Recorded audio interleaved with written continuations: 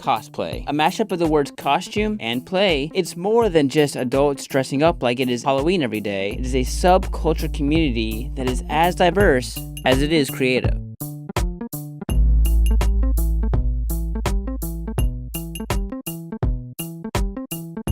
The act of dressing up in homemade costumes for comic book conventions is nothing new. People have been doing this since the 1960s. But no, like if you look back in the 60s and 70s when like Star Trek and all that stuff was still like the thing, there were people dressing up in costume for that, but it wasn't cosplay, they were just enthusiasts or whatever.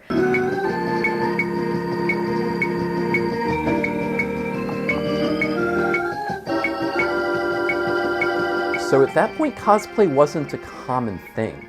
You know, you would have like, I would go to Heroes Con in Charlotte, North Carolina, and I think I saw one guy in Spider-Man pajamas once. The community has grown massively thanks to the rise of the internet and fan conventions just like Richmond, Virginia's Comic-Con. Cosplayers near and far came to the Richmond International Raceway to take a day off from their normal lives and portray their favorite characters. It's cool because I go to work every day and I'm just this dude in a call center, but then when I cosplay, I'm not just like dressed up, I'm that guy.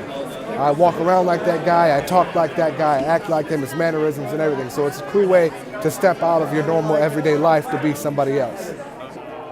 I don't know, when you play dress up as a kid, I always enjoyed that. So it's more of like playing pretend or whatnot. I do it because it's fun, because when I was his age, there were no Doctor Who conventions.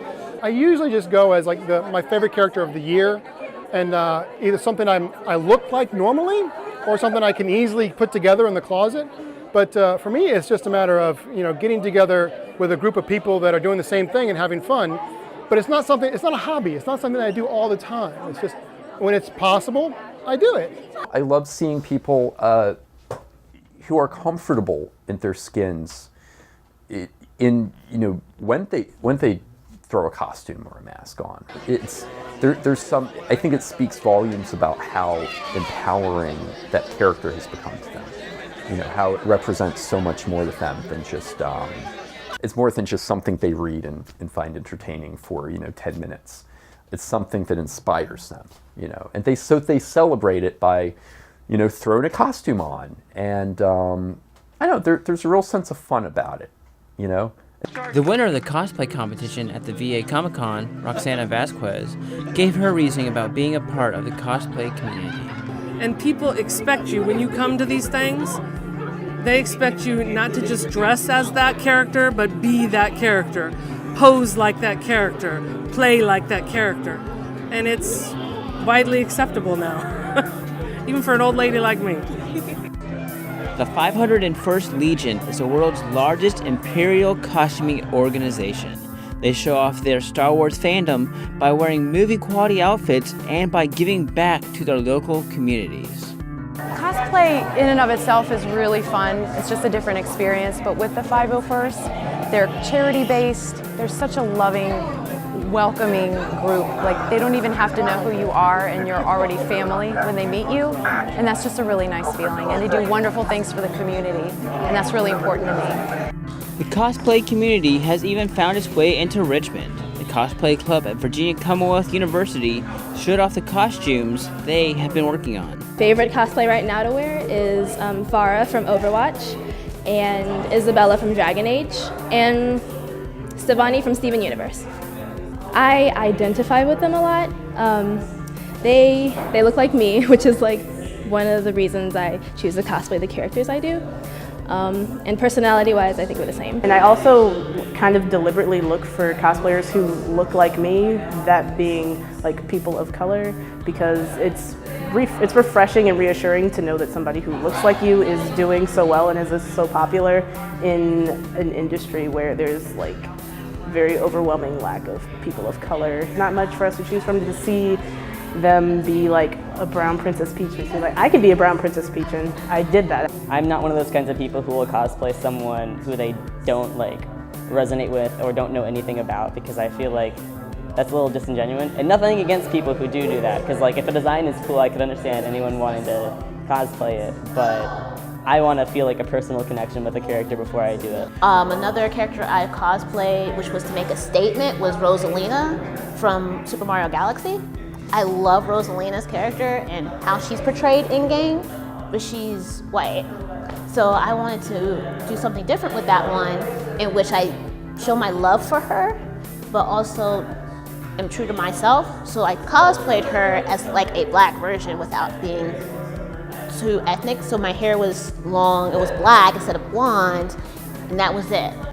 Jillian Ryan, who is a professional cosplayer and was one of the judges for the cosplay contest, dug into the passion of the community and the difficulty of judging all of the costumes. So the costumes are always like really, really great. The hardest part is actually the judging, because you have way more entrants than you have prizes, and everybody's so passionate, and like you have some people that made stuff out of styrofoam, and then some people have like LED wiring, and they're all kind of very fluid, and like it's so difficult. Jillian works with a nonprofit, Extra Life, where she is often called on to cosplay and also work with children from the local children's hospital. Usually I'm the facilitator with Extra Life. I wasn't always the one dressing up all the time. So I would facilitate things, and we had this beautiful little kid. We had Sean Weber, who's Dynamite Weber cosplay, came as Spider-Man. And this kid he had hard times walking. He had hearing aids in both ears. I think his name's Dylan, he's so sweet. But he came in, and his mom came in because they wanted to meet Spider-Man, and he had a Spider-Man shirt on. And he's not super vocal or anything, but he saw Spider-Man and he just all giggles and screams, and like everyone in the room started like crying, because being a sick kid, it's not fun and games, sick kid is sick. But he gave high five to Spider-Man, and Sean's like crying under the mask, so it was really hard for him to he had to lift the mask up and wipe his face because he just couldn't see.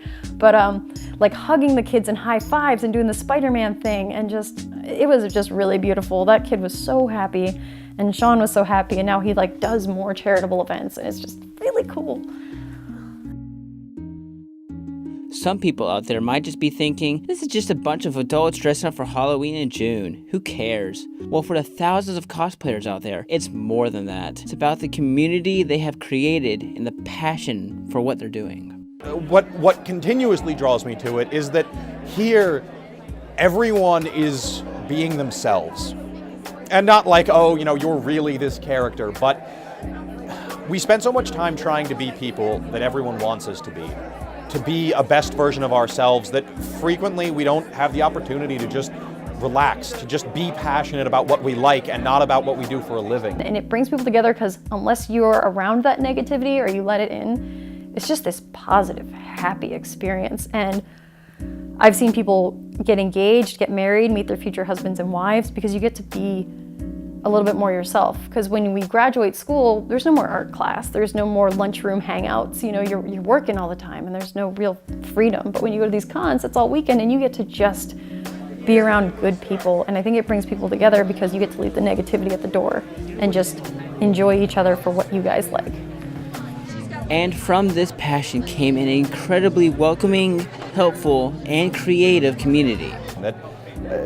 Our purpose is different from our passion, and if that's the case, then it's tiring. You feel isolated. You feel like there are people out there that just they're not like you. They don't get you. But here, look at it. Look in the background. It's amazing. Everyone here loves what they're doing. They love being here. It's a community. There's an understanding that we do what we love because we love it, and that there doesn't need to be any more reason than that.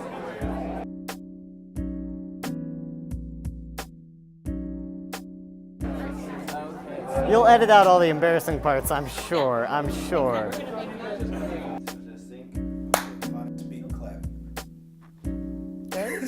it good? Because he said clap, you said clap. Yeah, okay, we're good.